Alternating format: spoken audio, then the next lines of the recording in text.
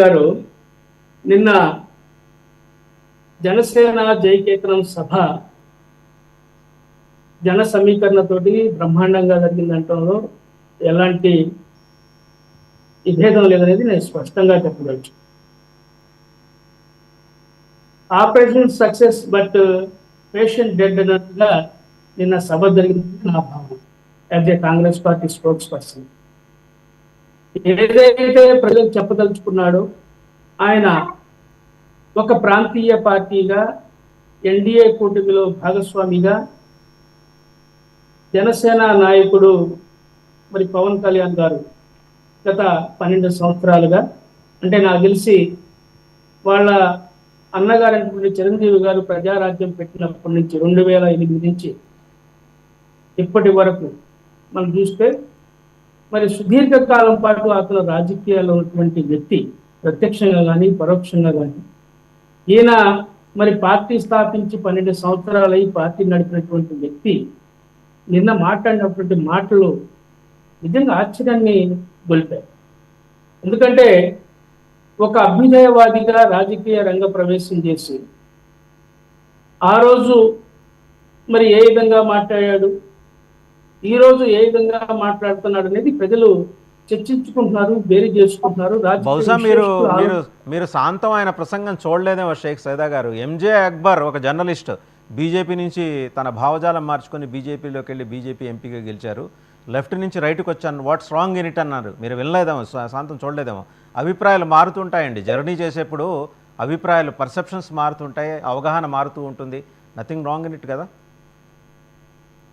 వాసుదేవన్ గారు, నేను ఆయన సభని 6 గంటల నుంచి 10:35 దాకా చూశా సభ మొత్తాన్ని. ఎందుకంటే ఈ టాపిక్ నాకు ముందుగా చెప్పారు కాబట్టి నేను ఏం మాట్లాడతారా పవన్ కళ్యాణ్ గారు అనేటువంటి ఆలోచనతోటి ఆయన 1:35 పాటు సుదీర్ఘకాలం పాటు జరిగినటువంటి ప్రసంగాన్ని మొత్తాన్ని విన్నాను.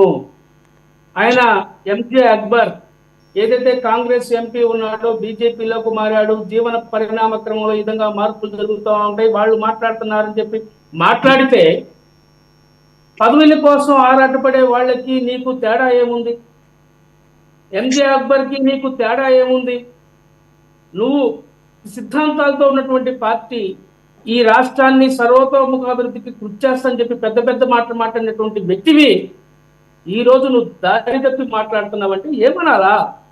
ఈ దేశ స్వాతంత్రం కోసం అసూలు బాసినటువంటి ఎంతో మంది మహనీయులు మనం స్వేచ్ఛగా ఈ భూమి మీద తిరుగుతున్నామంటే, స్వేచ్ఛగా మాట్లాడుతున్నామంటే ఈ దేశ స్వాతంత్రం కోసం అసూలు బాసినటువంటి మహనీయులు, ఈ దేశ స్వాతంత్రాన్ని ఉద్యమాన్ని నడిపినటువంటి కాంగ్రెస్ పార్టీ, మహాత్మా గాంధీ, జవహర్లాల్ నెహ్రూ, మరి అంబేద్కర్, ఇలాంటి ఎంతో మంది మహనీయులు, భగత్ సింగ్ లాంటి వాళ్ళు, సర్దార్ వల్లభాయ్ పటేల్ లాంటి వాళ్ళు ఎంతో మంది ప్రాణ త్యాగాలతో, ఆస్తులతో, త్యాగంతో సంరక్షించినటువంటి స్వాతంత్ర భారతదేశాన్ని ఈరోజు మీరు మాట్లాడుతున్నటువంటి తీరు ఏ విధంగా మాట్లాడుతూ ఉన్నారు? మీరు డార్విన్ చెప్పినటువంటి మన జీవ పరిణామ క్రమ సిద్ధాంతం లాగా మరి కోతి నుంచి మనిషి ఉద్భవించినట్లుగా ఆ రోజు ఆయన చెప్పారు డార్విన్ గారు. ఈరోజు మీరేం చెప్తున్నారు? మీ పరిణామ క్రమం ఏ విధంగా కొనసాగుతూ ఉంది? ఒక అభ్యుదయవాది నుంచి ఒక మతోన్మాదిలాగా మీరు మాట్లాడుతున్నారంటే నేను అంత పెద్ద మాట అనకూడదు, కానీ నేను విషయాలు చెప్తా ఉన్నా. నేను ప్రశ్న అడగనండి షేక్ సైదా గారు, మీకు అభ్యంతరం లేకపోతే. హిందువుల మనోభావాలకు సంబంధించి ఆయన మాట్లాడితే ఆయన మతోన్మాది అయిపోయాడా? మాట్లాడకూడదా? హిందువులు ఈ దేశంలో మెజారిటీ, వాళ్ళకి జరుగుతున్న అవమానాల గురించి, వాళ్ళకి ఎదురవుతున్న ఇబ్బందుల గురించి మాట్లాడితే ఆయన మతోన్మాది అయిపోతాడా? కాంగ్రెస్ పార్టీ 70 ఏళ్ల పాటు చేసిన ప్రచారం ఇది. వినండి వాసుదేవన్ గారు, ఎందుకంటే మన లౌకిక రాజ్యం, లౌకిక దేశం ఇది. అన్ని మతాలు, అందరూ కూడా లౌకిక రాజ్యంలో హిందువుల గురించి మాట్లాడకూడదు, హిందువుల హక్కుల గురించి మాట్లాడితే ఆయన తప్పు పడతారు.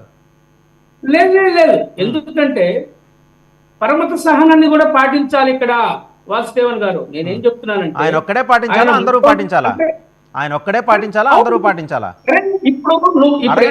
అడగండి, పాత బస్తీకి వచ్చి చేసిన కామెంట్స్ మీద ఓవైసీని అడగండి, మీకు దమ్ము ధైర్యం ఉంటే అడగండి. నేను అడుగుతున్నాను ఇప్పుడండి, ఓవైసీ ఎవడతను? ఒక పార్టీకి, ఎంఐఎం పార్టీకి ప్రతినిధి, మైనార్టీలకు ప్రతినిధి.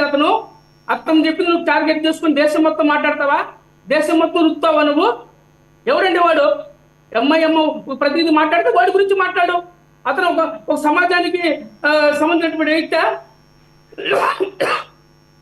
అతను ముస్లిం అయినంత మాత్రాన ముస్లిం మొత్తాన్ని శాసిస్తాడు. అతను ఏం మాట్లాడుతున్నారండి? ఆయన అడగండి, అది మమ్మల్ని కాదు, ఆయన అడగండి అంటున్నా. మమ్మల్ని కాదు, పవన్ కళ్యాణ్ కాదు, మీరు ఆయన అడగండి అంటున్నా నేను. షేక్ సైదా గారు నేను అదే చెప్తున్నానండి, నేను అదే అడుగుతున్నానండి. ఎందుకంటే వాసుదేవన్ గారు, పవన్ కళ్యాణ్ గారు అంటే మా అందరికి అభిమానం. ఆయన గురించి మేము ఎంతో ఆశించాం. ఈ సమాజాన్ని బాగు చేస్తారని చెప్పి అభిప్రాయపడ్డాం. ఆయనకి ఏలాది లక్షలాది మంది అభిమానులు ఈ రాష్ట్రంలో మరి ఉన్నటువంటి పరిస్థితి మీరు చూస్తూ ఉన్నారు. కానీ ఆయన దారి తప్పిన అన్నలాగా ఈ రోజు చేసినటువంటి ప్రసంగం చెప్పాడు. గద్దర్ నాకు ఆదర్శం అన్నాడు.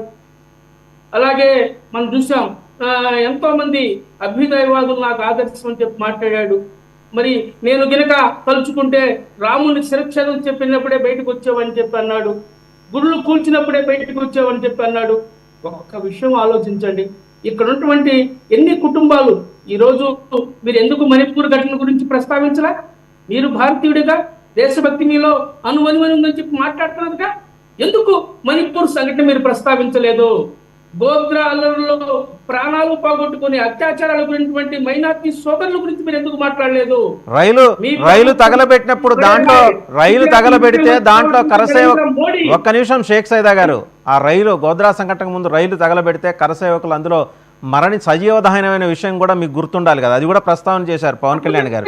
సాయంత్రం 6:30 నుంచి 10:35 వరకు మీరు విన్న దాంట్లో ఇది కనపడలేదా అని అడుగుతున్నాను.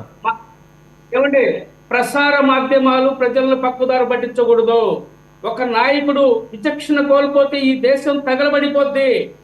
దయచేసి అది గమనించండి. మీరు మనం ఒక పార్టీకి అనుకూలమో ఒక వ్యక్తి అనుకూలమో మాట్లాడటం కాదు. ఇక్కడ ఈ సమాజం నాశనం అయిపోద్ది, ఈ వ్యవస్థ కుప్పకూలిపోద్ది. ఈరోజు ఈ దేశంలో అనేకమైనటువంటి సమస్యలు ఉన్నాయి, ఈ రాష్ట్రంలో అనేకమైనటువంటి సమస్యలు ఉన్నాయి. నిరుద్యోగులు ఉద్యోగాలు లేక అల్లాడిపోతా ఉన్నారు. ఈ రోజు కూలీ దొరక కూలీలు బాధపడతా ఉన్నారు. మళ్ళీ మీ దగ్గరకు వస్తానండి, ఒకసారి రేగిడి లక్ష్మణ్ మళ్ళీ వస్తా. రేగిడి లక్ష్మణరావు గారి దగ్గరికి వెళ్దాం. రేగిడి లక్ష్మణరావు గారు, మీరు మాట్లాడే ముందు మీ పూర్వ నాయకుడు, మీ మాజీ నాయకుడు బాలినేని శ్రీనివాస్ రెడ్డి గారు, జగన్మోహన్ రెడ్డి గారికి సమీప బంధువు, ఆయన ఏం మాట్లాడారో చూద్దాం ఒకసారి.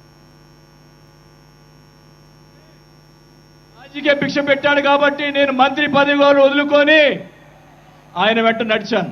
4 సంవత్సరాలు మంత్రి ఉంది నాకు. అయినా కానీ నాకు రాజకీయ భిక్ష పెట్టాడు కాబట్టి, మానవత్వం అనేది ఉంది కాబట్టి నేను ఆ రోజు ఆయనకి తడిచాను. కానీ ఏం జరిగింది, నాకు మంత్రి వదిలిపెడితే మంత్రి ఇచ్చి మంత్రి తీసేశాడు. అవన్నీ నేను కూడా బాధపడ్డా. నేను మంత్రి అనేది ఐ డోంట్ కేర్. ఆ రోజు 4 సంవత్సరాలకే వదిలిపెట్టాను. నేను ఒకటే చెప్తా ఉన్నా, పోసాని మురళి గారు వాళ్ళని అరెస్ట్ చేస్తే ఈయన పోయి జగన్మోహన్ రెడ్డి గారు పోయి వాళ్ళని పరామర్శిస్తాడు.